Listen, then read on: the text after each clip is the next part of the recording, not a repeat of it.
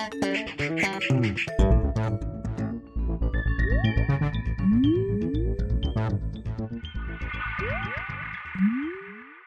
everyone and welcome to The Vortex, where lies and falsehoods are trapped and exposed. I'm Michael Voris. I was talking to a group of young people last night who were slightly dismayed at the thought that America could fall into ruin.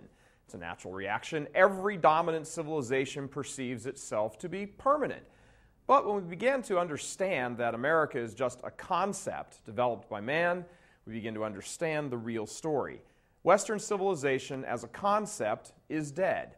All, or at least most of the principles that underlie that concept of what Western civilization is, those principles have been or are being discarded as well. For the moment, and only for the moment, political leaders still pay them lip service, even as they work arduously to dismantle them through political appointments, alliances, government policy, etc.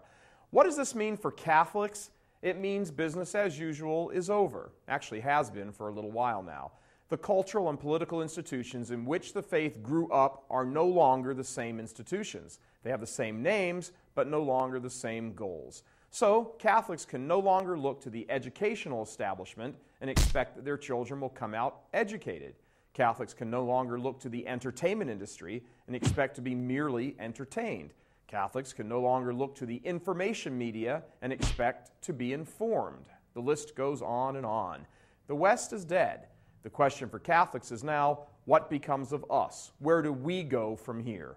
For nearly 2,000 years, we have thrived, for the most part, in a civilization that we built, but sinister and evil men and women have succeeded in dismantling that civilization. True, their work isn't done yet, but it will be very soon. Life is no longer valued, morality is a punchline on late-night TV, and God is a talking point in political rhetoric. The civilization has arrived at the brink of its own demise, largely through the fault of cowardly Catholics, from the clergy down to the laity. But there's really no point talking about this much more. The bishops who encourage this cultural suicide have already met God in the face or are next in line. The laity who willingly went along with it are beginning to reap what they have sown.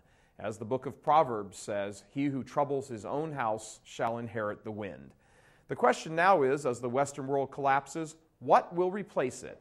Will today's Catholics step up to the plate and help fashion the new civilization? Will they know how to? Will they be prepared? Do they know how they should do this?